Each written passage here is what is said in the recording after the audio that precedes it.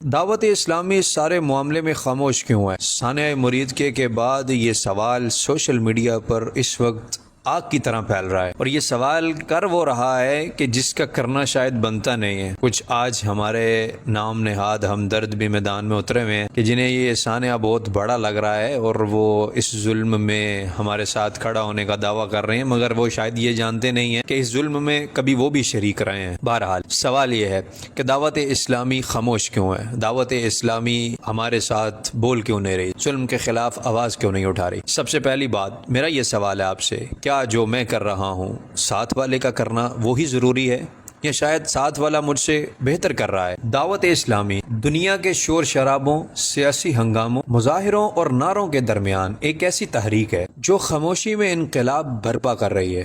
دعوت اسلامی کا مقصد شور نہیں ہے، دعوت اسلامی کا مقصد شعور ہے۔ یہ وہ تحریک ہے جو ظلم کو برا سمجھتی ہے، مگر احتجاجی شور سے زیادہ اصلاحی شعور پر یہ جماعت یقین رکھتی ہے۔ یہ وہ جماعت ہے جو بند کمروں میں نہیں بلکہ دلوں کے اندر روشنی داخل کر رہی ہے۔ یہ وہ جماعت ہے، اگر میں ماضی کے اوراق پلٹ کر آپ کو کچھ نقشہ دکھانا چاہوں تو شاید آپ اس بات کو اچھے سے سمجھ سکیں۔ فرانس کے اندر گستاخی والا معاملہ ہوا، مختلف تحریکوں نے، مختلف تنظیموں نے احتجاج کیا، روڈیں بلاک ہوئیں، نعرے بازی ہوئی، قراردادیں پیش کی گئیں۔ دعوت اسلامی اس وقت بھی خاموش رہی، مگر دعوت اسلامی نے اس خاموشی میں کیا کیا؟ دعوت اسلامی نے اسی شہر کے اندر جہاں پر یہ گستاخی والا معاملہ ہوا وہاں پر ایک مدرسہ کھولا۔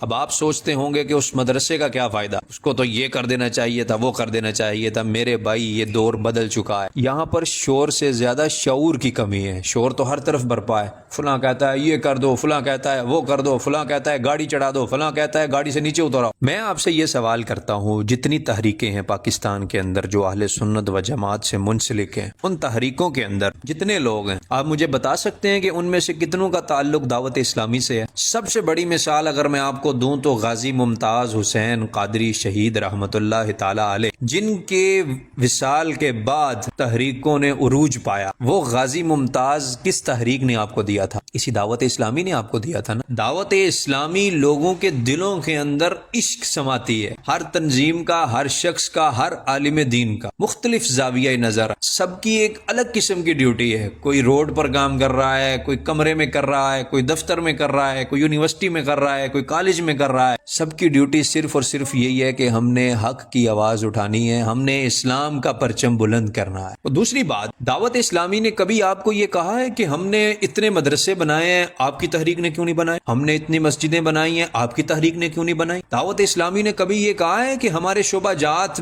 اتنے ہیں اور آپ کا تو ایک شعبہ بھی نہیں؟ دعوت اسلامی نے آپ کو کبھی یہ کہا ہے کہ ہمارا چینل چلتا ہے، آپ کا تو چینل ہی نہیں ہے؟ اس کا مطلب دعوت اسلامی شور نہیں ڈالتی، شعور سے کام کرتی ہے، فہم و تفہیم سے کام کرتی ہے۔ اب میرے بھائی یہ دور بدل چکا ہے، اب ایک ایسا سخت دور ہے کہ انسان کی ایک بات، ایک لفظ، ایک ویڈیو پوری کی پوری تحریک، پوری کی پوری جماعت کو خطرے میں ڈال سکتی ہے۔ اگر دعوت اسلامی کھل کر موقف دے یا سیاسی احتجاجوں میں شرکت کرنا شروع کر دے تو قانونی کارروائیاں، پابندیاں، میڈیا ٹرائلز شروع ہو جائیں گے، تو جتنے دنیا بھر میں دعوت اسلامی کے مراکز کام کر رہے ہیں وہ تو سارے متاثر ہو جائیں گے۔ اور آپ جانتے ہیں کہ ان ملکوں کے اندر، جن ملکوں میں ہم ہیں، یہ غیر مسلموں کے ملک ہیں، یہاں پر اسلام کا کام کرنا تلوار کی دھار پر چلنے کے مترادف ہے۔ یہاں پر اگر کسی کو نماز پڑھنے کے لیے مسجد مل جائے نا، سب سے بڑی غنیمت ہے۔ یہاں پر دعوت اسلامی وہ کام کر رہی ہے کہ شاید ہم وہاں تک سوچ بھی نہیں سکتے۔ دعوت اسلامی فنڈنگ کہاں سے کر رہی ہے؟ دعوت اسلامی کو فنڈنگ کہاں سے ہو رہی ہے؟ اس سوال نے منافقوں کی راتوں کی نیند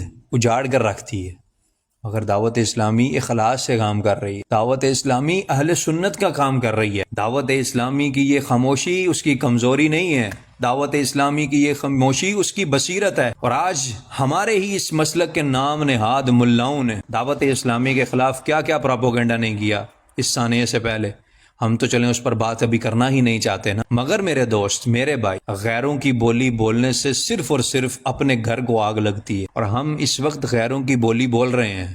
جو جس جگہ پر ہمیں چلا رہا ہے ہم اس جگہ پر چل رہے ہیں۔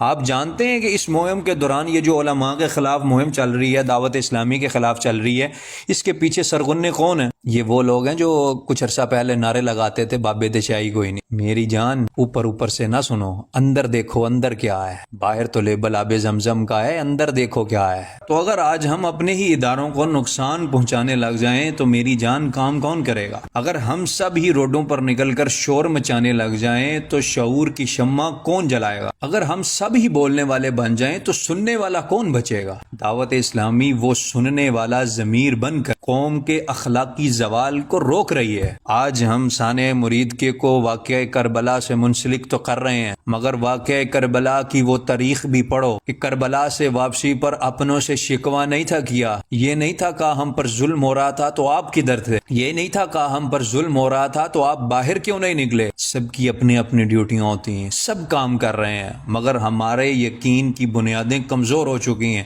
ہم سمجھتے ہیں جو ہم کر رہے ہیں وہی سب سے اچھا کر رہے ہیں، وہی سب سے اہم کر رہے ہیں. ایسا نہیں ہوتا دوست. بس شخصیت پرستی نے ہمارے اوپر ایسا پردہ ڈال دیا ہے کہ ہم کو حقیقت دکھائی نہیں دیتی. اب ہمیں حقیقت پسند بننا ہے. دعوت اسلامی ہمیشہ زندہ باد، پاکستان ہمیشہ پائندہ باد.